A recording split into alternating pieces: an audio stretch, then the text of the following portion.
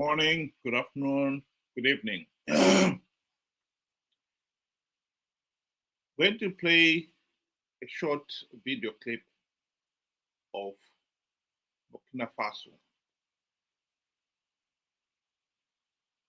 What that country is achieving is something that all of us in Africa must sit up and pay attention. Just listen to this. History, proving to the world that self-sufficiency is not a dream. It is a reality. Look at these vast fields, cultivated by none other than the nation's own prisoners. This is the leadership of President Captain Ibrahim Traoré in action, a true visionary, a revolutionary. While some African nations are crying over the withdrawal of USAID, Burkina Faso is standing tall, harvesting its biggest yield ever. And who made this possible? The prisoners.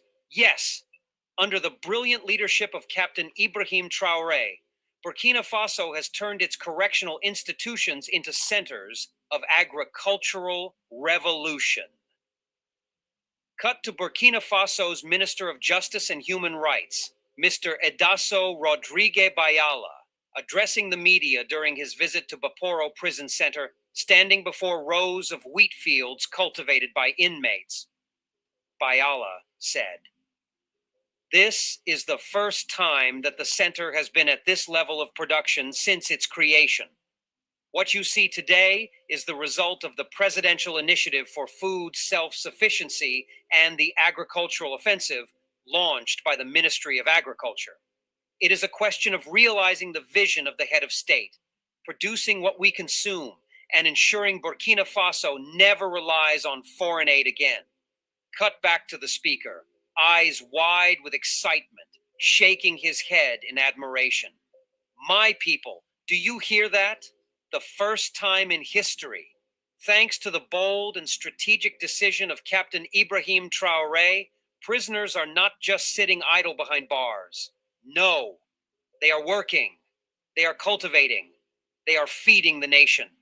While other African leaders are lamenting the loss of USAID funding, Burkina Faso is saying, no more begging, no more dependency. We will feed ourselves. And look at the results. 50 tons of wheat harvested from just one location, Baporo Prison Center. And that is only the beginning. Prisoners harvesting wheat, potatoes, and bananas, smiling as they work. Some of them speak directly to the camera, said, "Before, I had no skills, no future. But here, I have learned to farm. I know that when I leave here, I will be able to support myself." We are not just growing food. We are growing our future. Our work feeds the nation. We are proud. This is leadership. This is governance. Captain Ibrahim Traoré did not wait for handouts. No, he took charge. He saw that the prisons were full of young, able-bodied men under 45. Instead of being a burden on the state, he turned them into an asset. And the results? Mind-blowing. Burkina Faso is now on the path to total food sovereignty. While other nations are panicking over USAID withdrawal, Burkina Faso is exporting surplus food. This is how a leader prepares his nation for the future. Cut to Burkina Faso's Minister of Agriculture, Commander Ismail Sombi, inspecting the farmland, nodding with satisfaction. Minister Sombi, archival footage. "This project is a testament to the vision of our president. With the right policies and determination, we can turn every resource, including our manpower, into productive assets for national development. We are proud to support this initiative, which will reduce food imports and strengthen our economy." Brothers and sisters, Burkina Faso is showing us the way. They are proving that Africa does not need to rely on foreign aid to survive. Look at these farms. Look at the wheat, the potatoes, the avocados. This is a movement. This is a revolution. President Captain Ibrahim Traoré has turned what was once a challenge into an opportunity. Other African leaders, where are you? Well, Where are you indeed? The truth of the matter is, Zimbabwe was one of those countries that once upon a time we were the breadbasket of the whole region. We not only grew enough food to feed the nation, but had surplus for export. Soon after independence, this continued until the late 1990s, when the farm seizure started, when those in positions of power and authority seized the white-owned farms, and they were allocated mostly to the ruling elite. Here is President Emerson Mnangagwa standing in one of his farms, stretching to the horizon.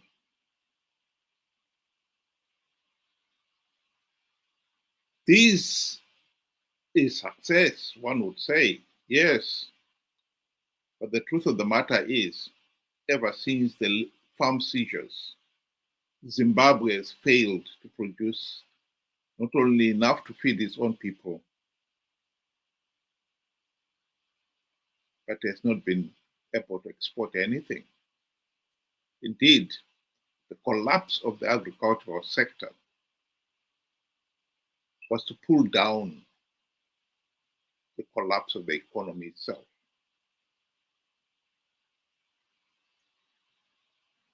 Zimbabwe's so-called command agriculture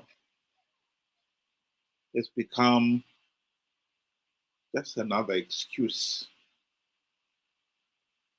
for the ruling elite to loot. And God, they have been looting all right. I think someone once said that Zimbabwe will be better off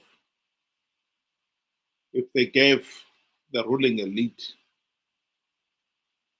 a payoff at the beginning of each growing season and tell them just to take the money, forget about growing anything. Because at the end of the day, the nation has found itself paying these people through this command agriculture millions of dollars, and yet getting nothing from it.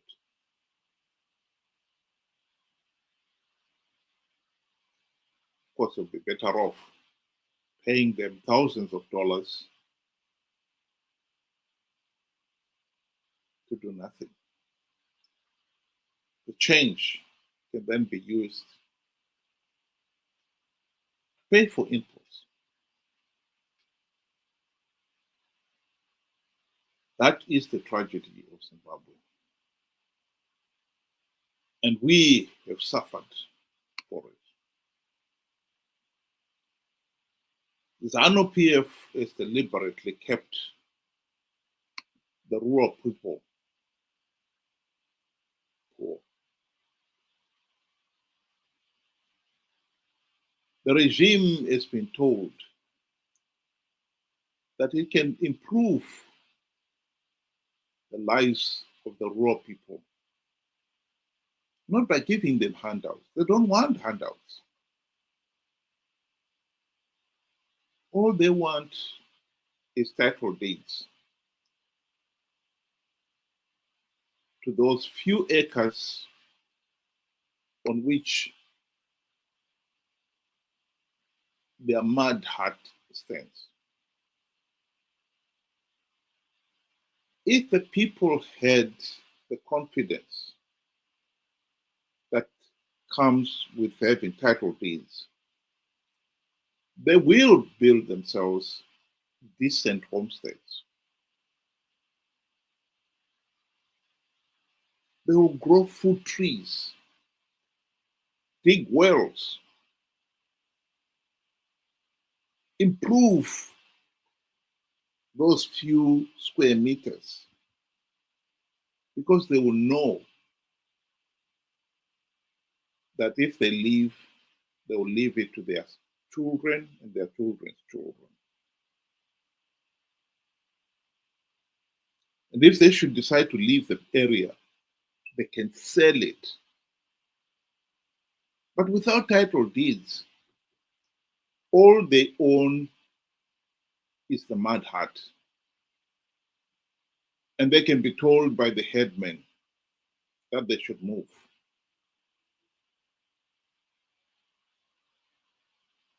And there's no way to go. There's no way to refuse.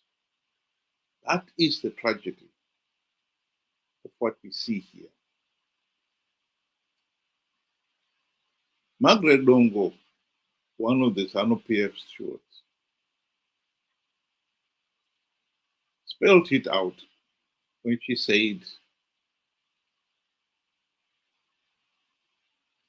how ZANU-PF was deliberately keeping the rural people poor. This was a deliberate policy, just as it was a deliberate policy of the white regime to deny the blacks land. Because the argument goes, if you economically empower the blacks, the next thing they'll be asking for is political empowerment. And ZANU-PF has refused to give the rural people title deeds to the land for the same reason. Let's just hear what Margaret Dongo had to say.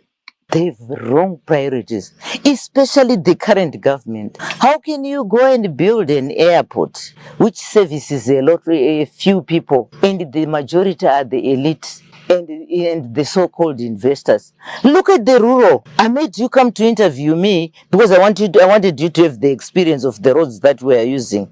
If we go today to our hospital there, you feel pity with that's a hospital in a rural area. If we go to our clinic, you feel pity. We have no piped water here. Do you know the reason why the rural people vote for ZANU-PF? One, they're intimidated. Two, the policy is that the rural people should remain poor and subservient to the government. They should remain poor, because if they remain poor, they continue singing the song for their master. This is why these people have been impoverished. It's for a reason. Because at the moment, if you economically empower these people, they'll go out of hand. ZANU-PF will never have control over them.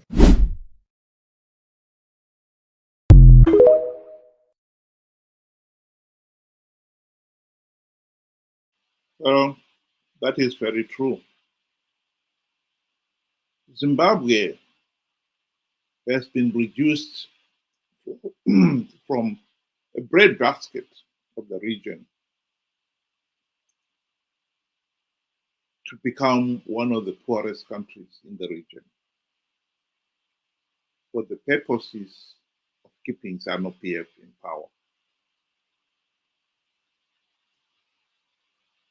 ZANU-PF has impoverished the people so that it can retain its iron grip on power, so that the regime can continue to blatantly rig elections and stay in power.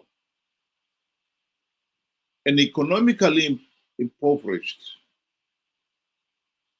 electorate is one that is also politically powerless.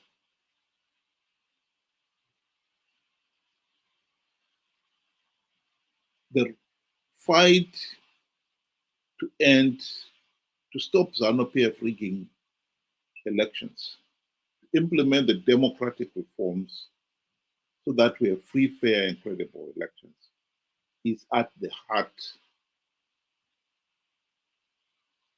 of changing Zimbabwe.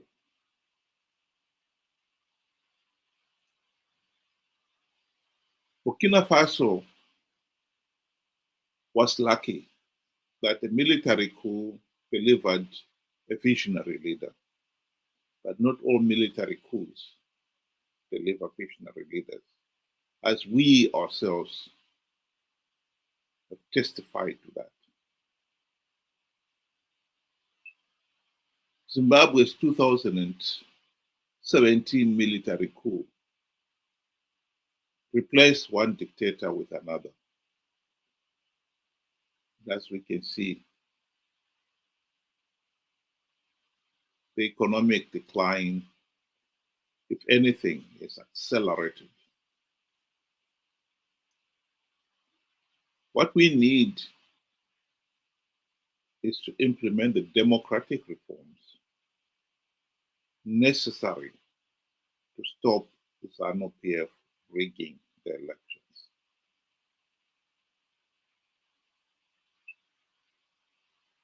That is what we need. At the present moment, the nation is being torn between supporting this so-called Geza revolution, which, in my view, is nothing more than a repeat of the 2017 military coup. Because, make no mistake about it, Geza has made it very clear he wants to see Mnangagwa replaced with Chiwenga. How anyone can view that as a solution, let us believe. The problem is the vote rigging is ZANU-PF dictatorship. And we need to remove it and have a government that is elected by the people and accountable to the people. And removing one dictator to replace him with another is just recycling the same failure.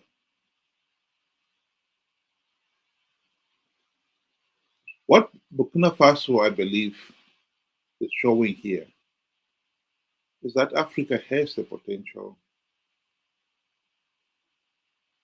to become prosperous. We in Zimbabwe in particular know that we can revive our agricultural sector to the point where we not only grow enough food to feed ourselves, but have enough for export. Because we've done it before.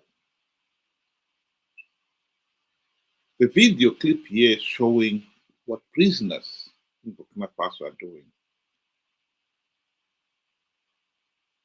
Anyone old enough will tell you that Zimbabwe's prisons used to grow enough food to feed the prisoners and even to sell.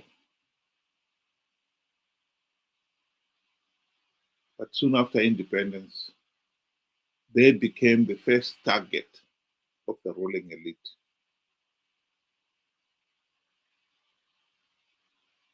When the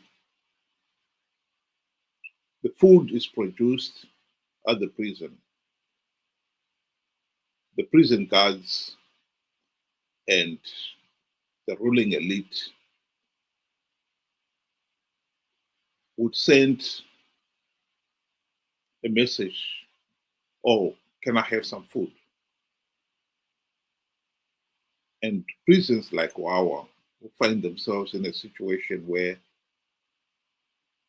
bags of maize, kgs of beef were taken out of prison to go to a chef's house because he requested it.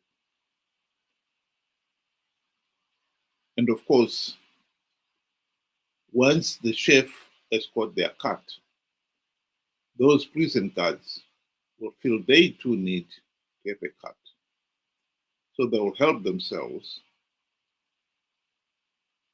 to some of that food. And before long, the quality of food for the prisoners was lamentable. Today, Zimbabwe's prison is one of the most hellish existence condition any man or woman can be subjected to, because they are so poorly funded. While they still have the farms, I think the organization is also but gone, so they're not even able to produce anything. But with the right vision and leadership, this can easily be revived. That is the point. More so in the rural areas. I'll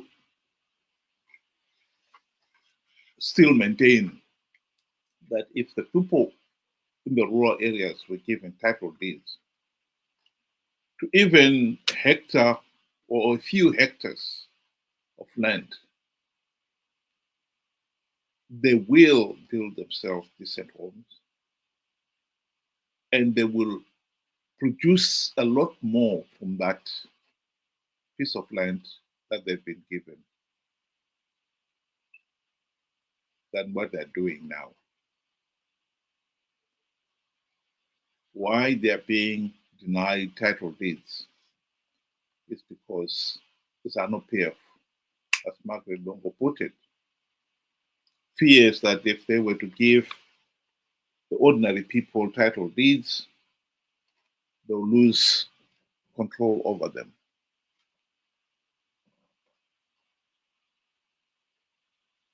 Party will lose its iron grip on them, to frog march them to attend ZANU-PF rallies and to vote for ZANU-PF. Why the whole nation has tolerated this outrageous situation beggars belief. But there it is.